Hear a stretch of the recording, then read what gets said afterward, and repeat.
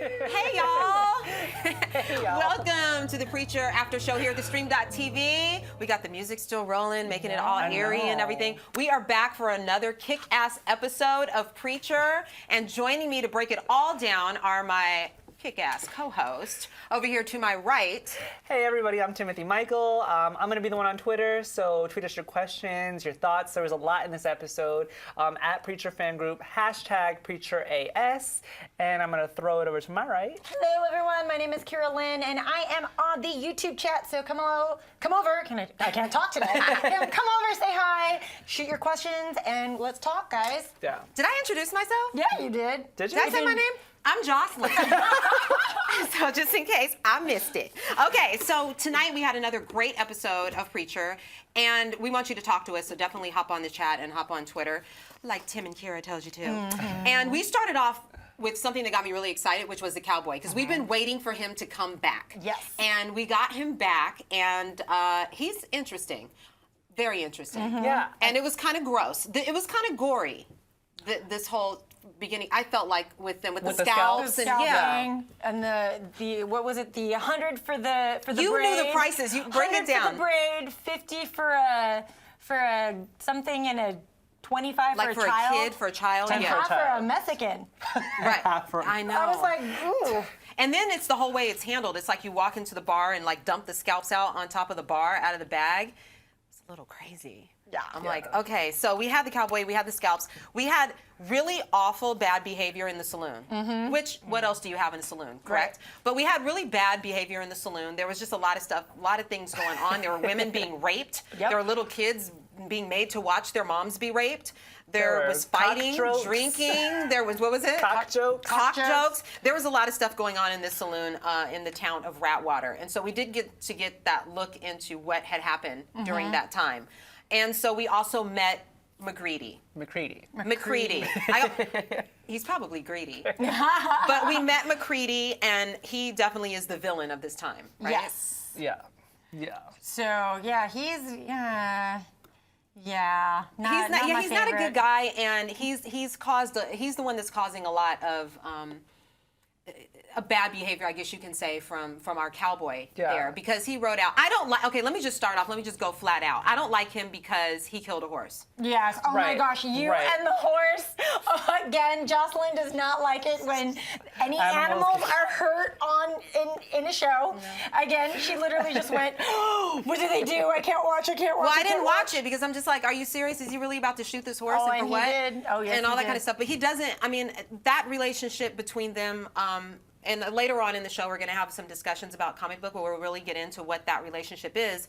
But, you know, this man is dealing with a lot. His child is sick. You know, the mother of the child, I'm assuming, is taking care of the child. He's here to try to get medicine He gets and the get the medicine. medicine back to the child. And it's like, here you have him in this town, kind of stuck in this bar, in this saloon, and he's got these people. And you know something's going to go wrong. Anytime I see a saloon scene, something is going to go wrong. So he's, you know, riding out and walking out, and he's going to come back. And I think all hell's going to break loose the next time we see him. Well, I mean, a little bit of hell broke loose Yeah. on this episode because he had left with the medicine after that whole scene with McCready, and then he runs into his friends that were in the wagon. Yes. And then after seeing the little boy having to watch his mother get raped, I guess he was worried that would happen to his friends, so he like rushed back to this town, and then. Turns out they weren't even going to get raped. They were selling scalps to the Yes. bartender, and then And the kid was involved. Who was that Yeah. kid that was like involved in all of that? I guess it was her son, but then he got all riled up, smashed somebody over the head with a bottle, and then they got pissed off, and then He they got his ass beat. got his ass beat. Horse gets shot, and then he has to like walk the 3 or however many miles days.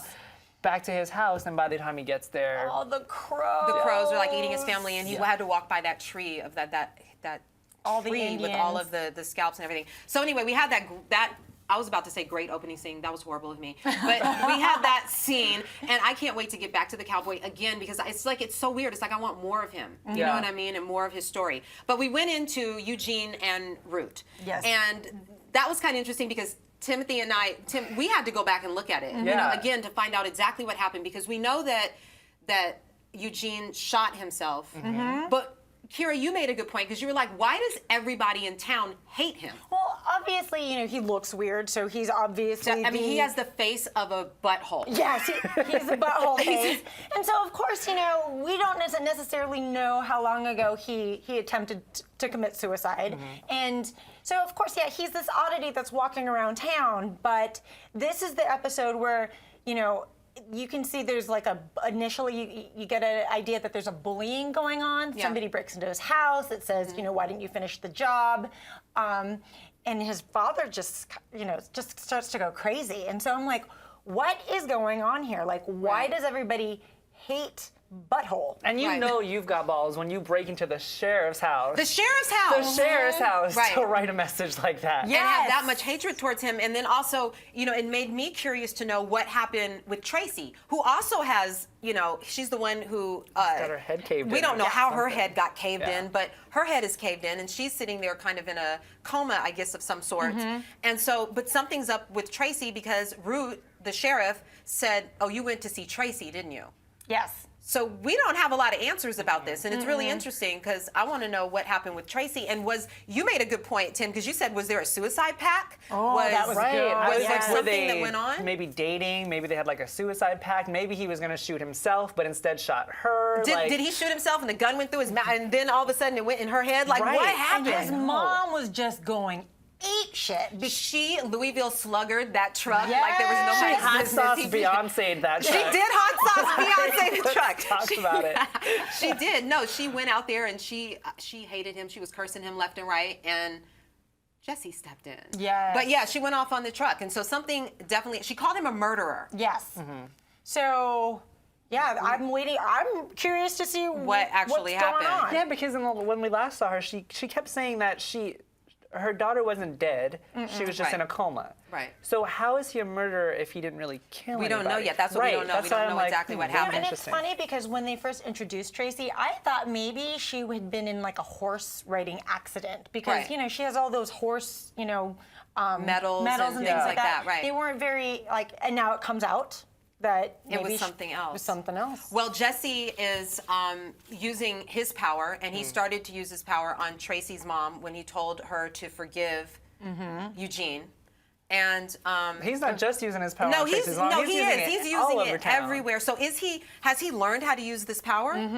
He He has. said without a doubt. Oh, He has yeah. learned how to Oh use his yeah, power. because he's full on like taking court in the diner, and it was funny because I was like, court. he was, and I'm sorry, was. a girl who's been 12 years of Catholic school. I looked at these guys and I was like, oh my gosh, this scene. Oh my gosh, the kids that were like sitting next to him and were like, oh, we're ranking the Bible Oh, yes, books, come and we in. were like, But who sits in a diner and wants to be preached at by the town preacher? Kids in Annville, Texas. That was so bizarre. It's just like, you know what? Actually, preacher, we're sitting here trying to figure out which Bible verse. Who does that? Eat your French fries and your hamburger. That's all you're there for in your milkshake, especially in Annville, Texas. But yeah, he's literally like taking court in the diner, and then you can see as the day progresses, like he's talking to like multiple people, and he's influencing them slowly, like individually, slowly but surely, like each one. He's like, well, what can I do for you? Like, what kind of advice can I give you? And it seems like he's influencing them. and he's using got the word. some confidence Yeah. about him now. But speaking of this power, we did find out what's going on with Fior, because I've been calling him Fiore for like 4 weeks. But Fior and LeBlanc, who want to get this power back. Now, Jesse believes that this power this power is God. Right. That God has entered him and that he's got the power, of the Lord. Fior and LeBlanc say no. right. This is not God. Well, I thought it So was what is interesting. it? I thought it was interesting when they opened up the scene with Fior and DeBlanc of this phone is continuing to ring. Yes.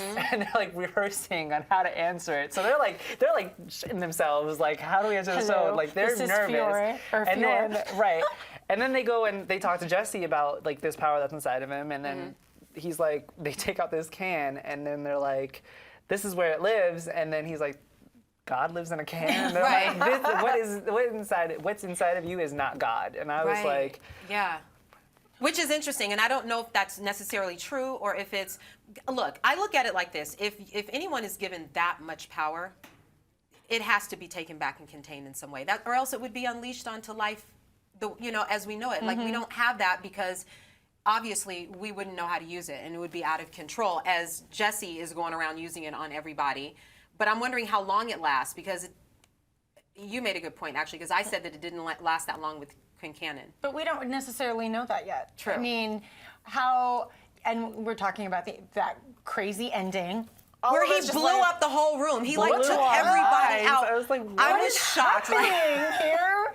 But how in that last scene is Quincannon or Kincannon, whatever, Quincannon. however you say his name, how is he literally taking like what Jesse told him to, and what was it, remind me what his exact words to, believe in God or, do right by God, or it was about him coming to church and I don't remember the exact words. I'm gonna have to go back and watch that one, but I know you're right about everyone taking it literally because that's what's happening. Everyone's taking what he's saying literally. I thought that it maybe had worn off because he took the whole room out with this shotgun, but it very well could be. You know how life is. Everything is very. But he didn't take everyone out with the shotgun. He left the mayor there. So he kept, and then he kept saying, we grow or we die. We grow or we die. And I was like, what does that mean? And I knew something was up because he had handed them brandy, and I was like, this is really weird. I was like, did he poison the brandy? You did say something about the brandy. I was like, something's off. Because then Right. they kept mentioning the guy that was late, that was in the bathroom, and I was like, why does it matter? Just start the meeting. And then we obviously started the meeting, and then he like shot all of them. I mean, what Jesse said to him was, serve God. Serve God. I don't know how you can How can you start that. like tearing up rooms and shooting everybody up and serve God? Moving on to Donnie and Betsy, which I thought was a really interesting part of tonight because Betsy was a different character tonight. Well, we all, very first episode, there was it was all up in arms. We didn't know. Jocelyn and I were like, that girl is not a woman that is, being beaten by her husband. And then we took it back. And I was totally wrong. Well, she was talking to her husband with such authority. I was like, this woman is not being abused, and she's talking the way that she was talking to him. It was just really weird. Even though I think he's also made a turn too with what's happened to him, and he's kind of become a gentler soul. But they seem to be in a position now where they might be against Jesse. Because this is the first time that that any of the characters that are not in the inner circle that are vocalizing what it is that Jesse can do. Right. So he's telling Betsy, I don't know how he did it, but Preacher made me take the gun and put it in my mouth. I don't know how he's doing it, but he has this power. Right. And what is it that Betsy says to him? Oh, you will have your time. You'll have your time. So that's what for me was like, oh, this is the nemesis. Yeah. These are the guys that are, at least as far as I can see. That are going to set it up. And for Donnie's that. always had like a thing against Jesse, obviously, but we haven't seen this side of Betsy, which is this like Serve God. strong, like powerful, you're gonna get what's yours kind of person, and it's interesting to see her. Well, he has a problem with Jesse probably for numerous reasons, but also because his wife is sloring around Texas because she was like, remember he said don't sleep with the so-and-so in accounting or whatever? yeah, Oh, I was think like- she was just using that as a threat. Like Yeah, she's all, I don't think that she meant it. If you don't get out of bed, that guy in accounting that's like flirting with me, I'm gonna go. She was dirty. Yeah, she was I right. know, I like Okay, her. but what about Tulip and Cassidy? Because Tulip, like you said, Kira, she's the only one that really knows and has confirmed that he is a true vampire. Yes. And there we see their relationship evolving. Yes. Tulip and Cassidy. Cassidy's in love. He's in love with I me. don't like this, you guys. I You don't don't like like it? it? No. I thought their sex scene in the car was a little weird. Well, it's all weird. It is weird. It's weird. Yeah, they're weird. I mean, Tulip, I love Tulip, and I love Cassidy. I don't know if I love them together, but I think it's interesting where they're going. And I think she's latching on to the one person that would help her with her problem. help her get because Jesse, maybe. No, not even get Jesse, because she went to Jesse and then he like told her straight up in the diner, like, I've changed. He gave her this whole spiel about like the Komodo dragon story, which I thought was hilarious. And then I think she finally got it. Like, he's not budging. So she went right back to Cassidy and was like, hey, you know what? We're a couple, we're in love. And then she screwed his brains out in the back of the car. She sure did. I really but she think gave that him some backstory on Carlos. Yeah. And what happened with that, because I think, like I think I said before, I thought that it was Jesse like speeding off in the car. It was actually Carlos speeding off in the car, and there was a lot that happened between the three of them, meaning Tulip, Jesse, and Carlos.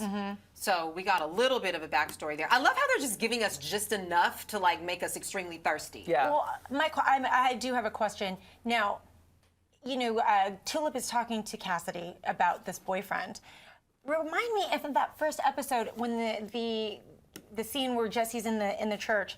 Was Tulip in the church and saw Cassidy? Because to me right now, it doesn't seem like they're putting the two and two together. That Tulip is saying, Jesse, like, I have this ex-boyfriend, and Cassidy's like, oh, you have this ex-boyfriend. I don't think the two of them have put two and two together that Jesse is this, they have this commonality in Jesse. Am I missing something? I think Cassidy and Tulip have met up before, and it has been, they have met up before. And I don't know if Cassidy knows the whole story behind Tulip and Jesse, but he's been around enough to know that there's something going on. I mean, you don't have to. The whole town at this point knows. Yeah, that's what I'm saying. You don't have to be around somebody too long to know that there's something going on between those two. So he knows something's up. You know, and there's something. He may not know exactly what it was. So tonight we got the backstory as to what that was, and so did Cassidy. And we all know that Cassidy is a vampire. And we'll know. Wow, it was a lot tonight. You know, it really was. And we want to hear what you guys have to say. We're going to actually go to break. We're going to take we're going to actually take your questions and comments, but we're going to take a quick break, and we're going to return right after this. So don't go anywhere because we love you. Stay here. Stay here. Please. We'll be right back. See you guys soon.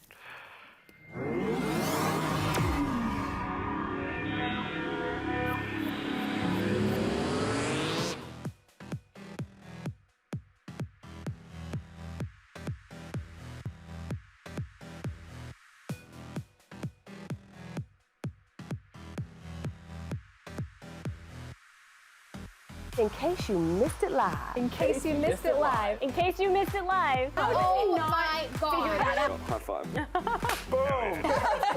Just to let They did what to me? We had a crazy vampire threesome. And you can't unsee that. That's burned into my brain now. I was like, you know why we saying yes. You know why we saying yes. Look at me, I'm dancing. He was like, yeah, I'll tell you whatever you want. He is like something. And we're like, ooh, inseparable. These hoes ain't look. You just went to a totally different direction on that one. I love it. That's genius. We're funny. Billionaire goes broke, it means he's got like $4 million. There's got to be a code on that. This might actually be a thing. Somebody better take some pictures of this. What did I do? What is there? Are we there yet? Can we talk about this? We've been waiting all night. I don't like to break nails. You can't count anything out. It's been another awesome night at the Stream.tv, guys. Thank you for joining us, you guys.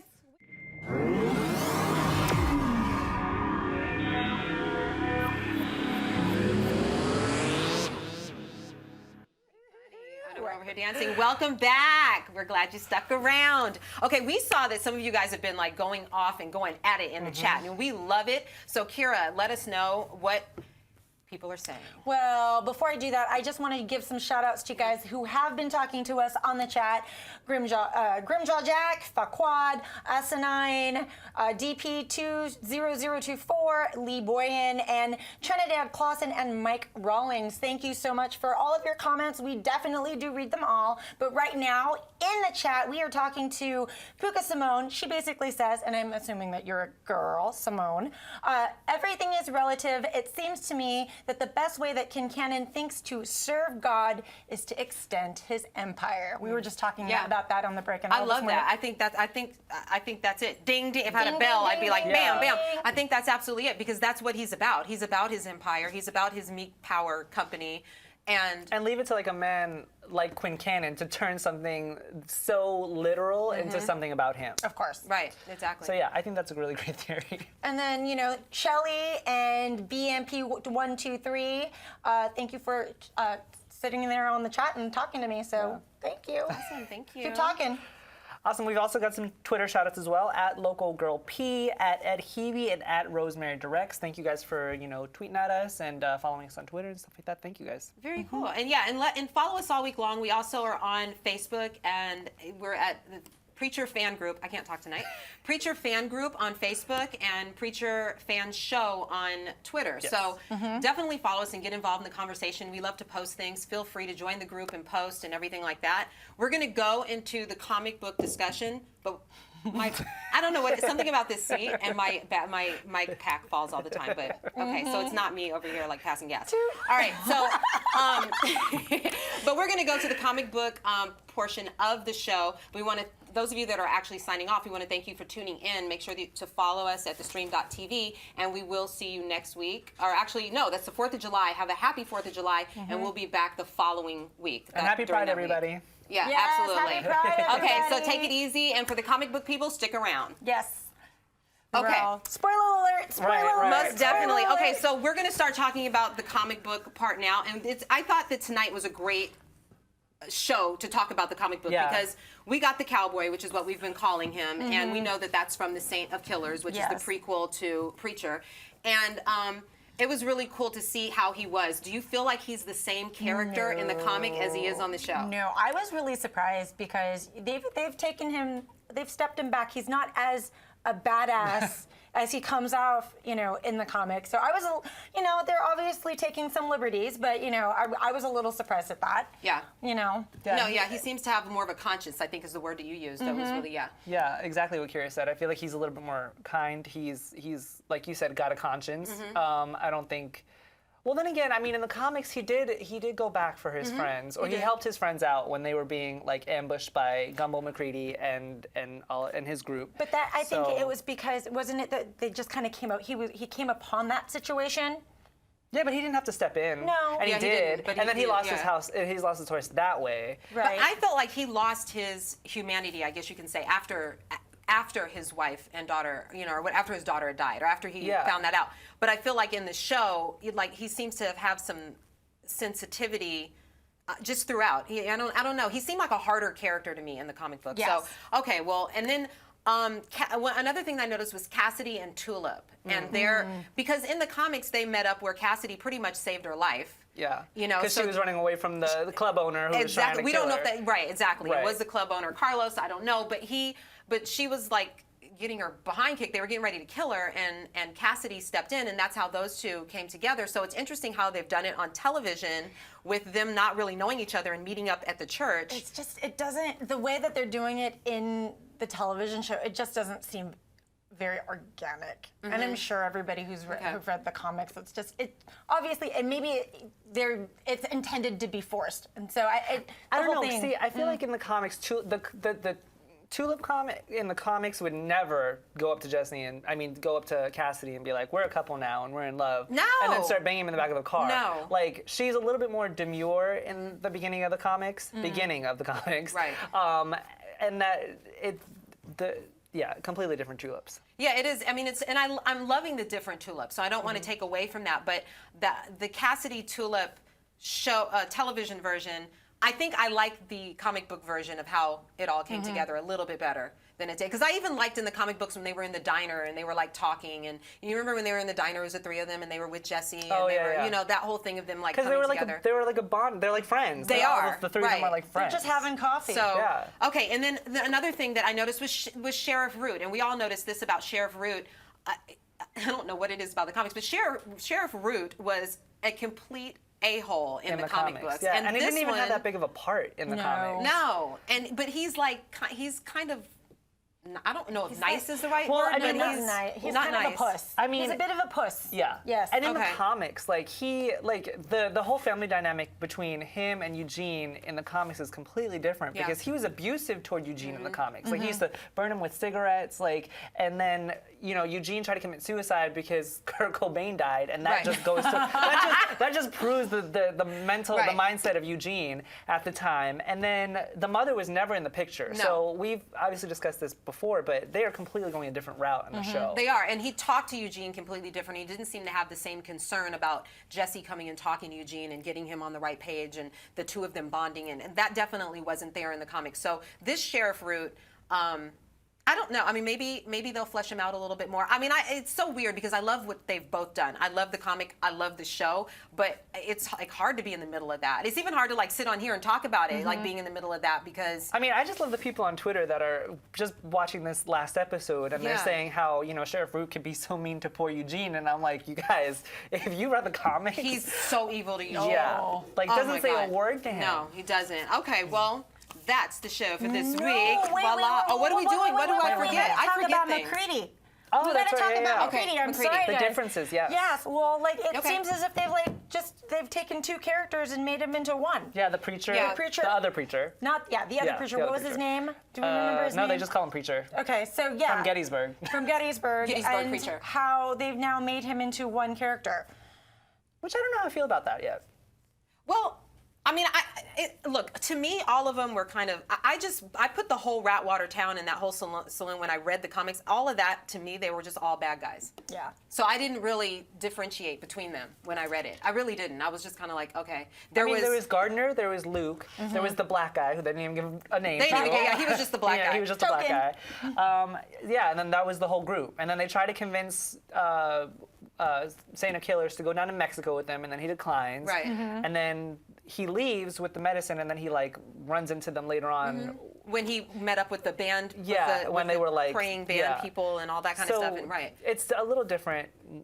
In the show, I'm really excited to see because after this last episode, he like. After the mother and the daughter died, he like grabbed his guns and stuff like that, and he's obviously headed back. So he's We all pissed. know. So I'm waiting. Oh, and yeah, exactly. And then we know where that headed because he, it got real bad, and he went, he went to hell. I can't wait to see what the response from people who haven't read the comics Is to that, to him this, going to how hell this and what's is all- happening, yeah, right?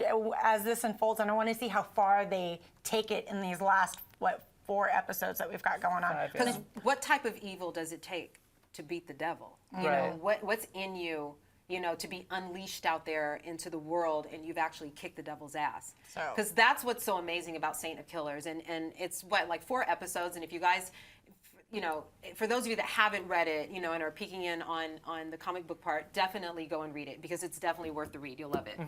It'll definitely get you hooked. It will, for sure. Okay, well, thank you guys for joining us tonight here at the Stream.TV for the Preacher After Show. We will allow you guys to have a wonderful 4th of July.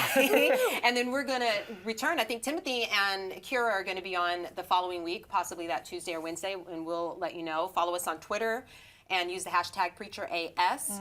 And you have a wonderful, safe weekend for the 4th of July and a wonderful week. And be good. And let the church say, Amen. Amen. Bye, guys. Bye.